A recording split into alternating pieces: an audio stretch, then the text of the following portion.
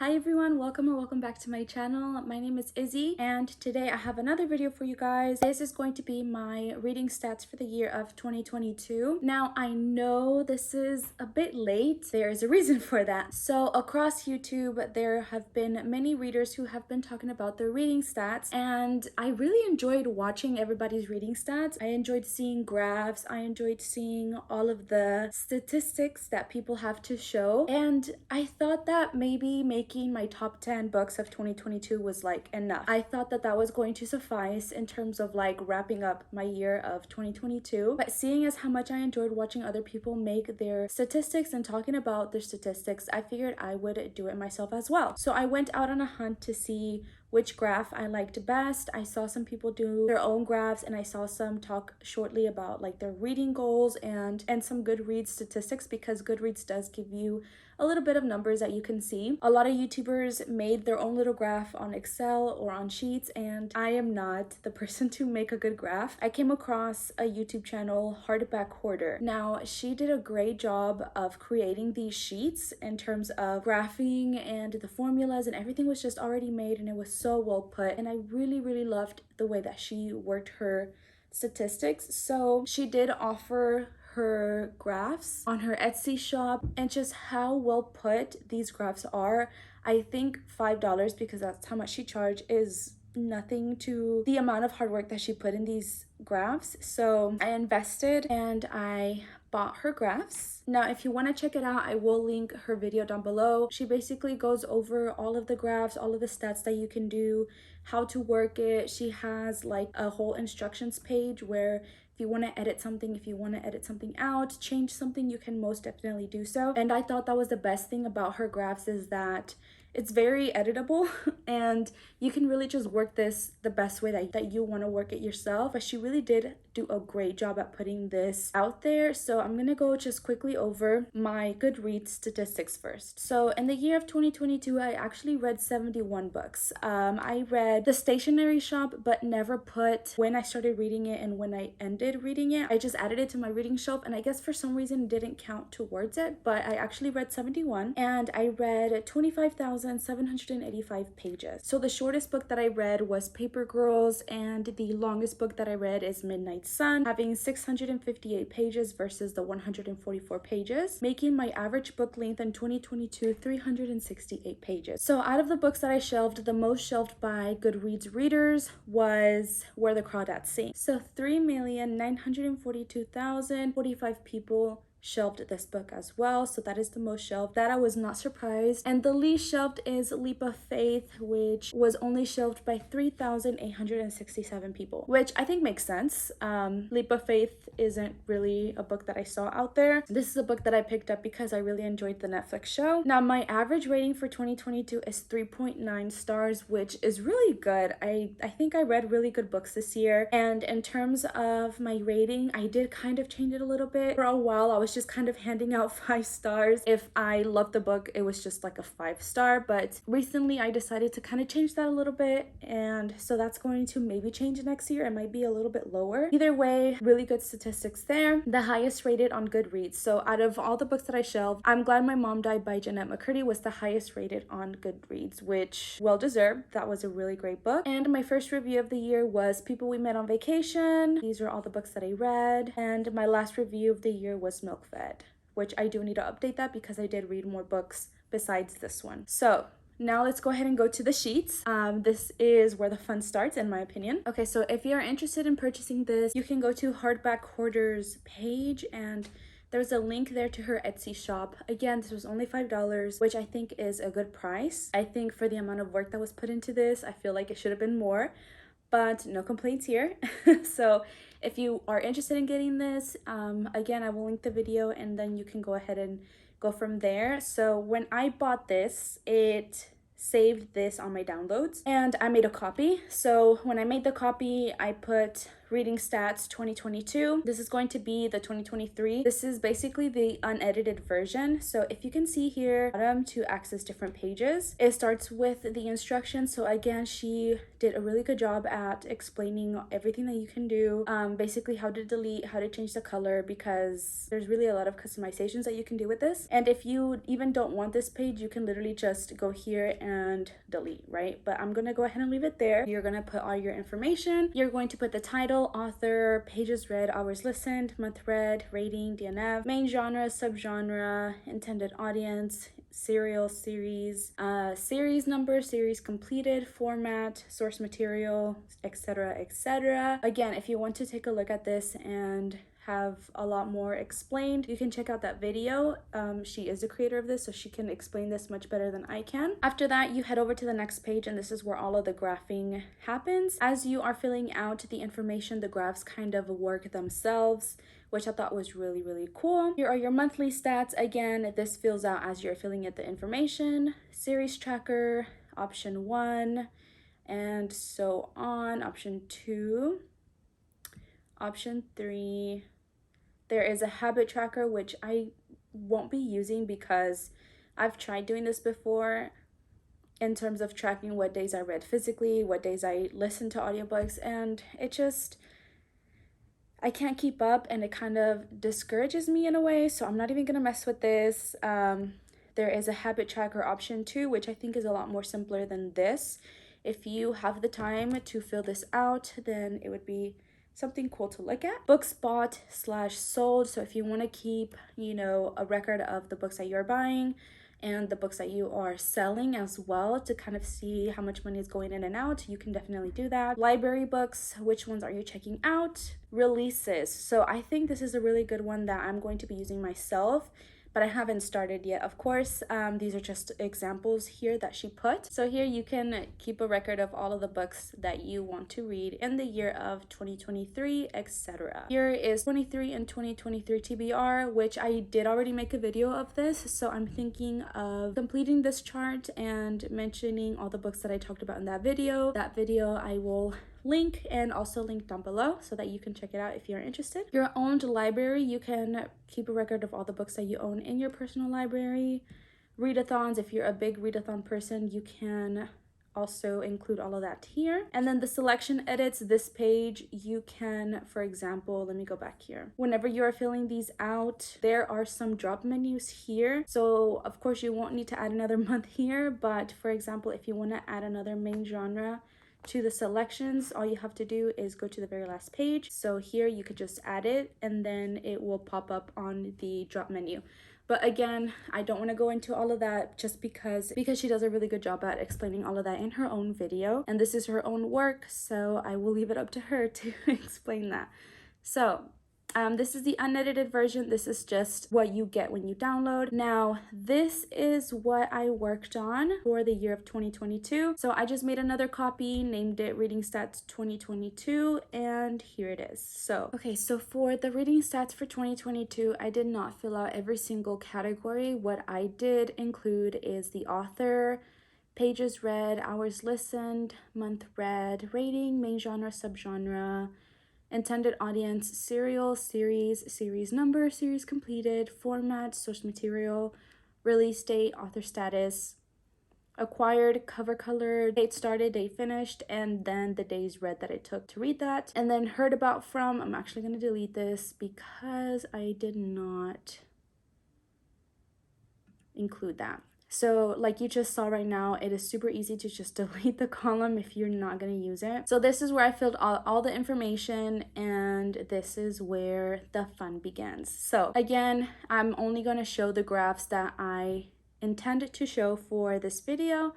There's a lot of things that I removed. For example, here, I don't even remember what was there, but I just deleted it. The dashboard, this kind of breaks down everything. So books read, I did read 71. Pages read 26,097, which for some reason I get another number here, but no worries, that is okay. I did get all the information from Goodreads, so I'm not sure why that's giving me a different number, but that is fine. Hours listened, I listened to 458 hours, 0.2, which is not 20 minutes. This is out of 10, so I guess do the math. And I usually listen to my audiobooks at 2 times speed. Sometimes I will lower it to 1.75 when there is like an English accent, but most of the time, if the reader doesn't have a heavy accent, I will read it at 2 times speed. So 458 hours roughly comes out to, let's just say half of that, which is 230 hours. Rereads, I only reread one book, which was Strange the Dreamer. My goal was to read 55 books, which I did. Monthly reads, here you can see how many books I read in total in those months. So my strongest months were August and October. My weakest month was in May. I was reading in May, but I didn't finish any books in May. So that was my weakest month with April. So this is when I actually started a new job that was very draining. And so that is why there is very little information here. And then you can see it started to pick up in June and July. You know, it continued to pick up from there. Series stats, companion novels, I didn't read any. Part of a series, 21.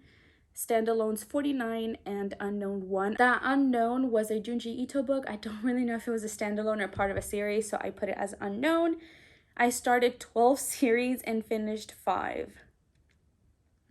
So that should definitely be a reading goal for the following year. I need to finish more series. Author stats. So I didn't include whether an author was a debut author or not. I just included whether I have read them before or if they were new to me. Own voices and percent. OV, I didn't fill any of that out. So let's go ahead and look at the charts. So books read per month. This is basically the bar graph for how many books I read per month. As you can see, again, my strongest months were in August and in October. And the source, this is where I'm going to basically put myself on the spot. I did read 45 audiobooks, 12 ebooks, 13 physical, and then 1 mixture. So I believe that was Luck of the Titanic. I picked it up on ebook and it was just so slow, so then I continued it on audiobook. So yes, I do read a lot more audiobook than I do physical or ebook, just because I am a housewife. So most of the time when I'm doing household work, I am listening to an audiobook, as well as when I'm at the gym. So I get a lot of my reading done there. And then as you can see, you can have a visual of that as well. So the majority of the graph here is audiobook, physical, and ebook. So let's go ahead and move on to the right. These are the genres. So this includes the main genres and the subgenres. So I guess I read more contemporary, but that was a main genre. I'm actually not sure if this is including the subgenres. I believe it is, but I'm not sure because this romance, I read more romances than this. So I think this is just including the main genres. Here is the graph for that. And moving on to the ratings. So the way that I rate is 1, 1.5, 2, 2.5. So I go by 0.5s. From 1 to 5. I had a pretty good reading month in terms of 5-star books, that is 25. And for 1 star, I had 1 book that was 1 star. So here is again the visual of that. I'm pretty happy with the books that I read in 2022. The authors read. So this is basically just a list of all of the authors that I read in 2022, which is quite a bit. It stops there. So my audience. I read mostly adult books and new adult and YA. I don't really read children's books, and I don't really read middle grade. Although middle grade, don't get me wrong, they are fun books, but I don't go out buying them. I do have a couple middle grade books that I've had since maybe like 2014, 2013. Which I should get to read. Maybe I will read this year, kind of make that a little reading goal. The format, I read 1 graphic novel, which was Paper Girls. I read 1 manga and 69 novels. Now the difference between a novel and a novella is determined by the word count of the book. So I'm not gonna go trying to find out how many words are in a book, so I only included novels here. Type of publication, I didn't do anything with this, so really this could delete. Here are the visuals for the audience, and here is the visual for the format. Books read from, so I don't use Audible. The only books that I read are either the book of the month that comes in from my subscription, Libby. As you can see, I borrowed a whole bunch of Libby books. I discovered Libby, when was it? Maybe around April, and I went crazy with the Libby borrows, as you can see. I only read 8 books that I owned. That's crazy to me. I didn't think that number was going to be so low. But of course, the book of the month books I also own. So I guess you can include those in the owned. But specifically, book of the month were 7. And then other were 13. This is just audiobooks that I read from somewhere else. Here is the visual of that. So I definitely need to focus more on the books that I own. I need to read the books on my bookshelf. Here is the series stats. So part of a series, 29.6%. Standalone was 69% and unknown 1.4%. Author stats, these were all new to me and these were read before. So read before 36.6% versus new to me 63.4%. So I was out there discovering new authors, which is pretty good. This one was a really fun one just to see the covers of the books that I'm reading. So whatever color stood out from the cover of the book, that is where I placed it at. So most of the books that I was reading with 27.5% were blue. And that includes 19 books there. Blue and black seem to be the top color of covers that I am reading. I guess maybe I might be attracted more to the blue. So this one was, I think, was a really fun one. It's not an important statistic, but it's a fun statistic to look at. And then last but not least, this is the publication year. So the big hunk of books that I was reading were mostly published in 2021, with 23 books being published that year, which is actually surprising. I thought I was reading more newer books. I mean, 2021, that's pretty new, but I thought that I was reading more new releases. And then the oldest book that I picked up was 2012. And I can't remember which book that was, but probably a Colleen Hoover book. So here is the visual for that. 2021 with 32.4%. And then 2022 with 25.4%. So that's very interesting to see. Here, as you can see, you can even change the color coding of this, but I think I like how it is set, which is really cool. So yes, that is basically all the statistics. What statistics surprised me? I would say the most surprising was the color cover. That one was pretty surprising. I wasn't expecting to see that. I thought I was reading more like thriller books, so mostly tend to be more darker colors. But I was reading more blue books, which is fun to see. This one was more surprising to me. I was surprised to see that I read 25 5-star books. That is really good. I was surprised with myself.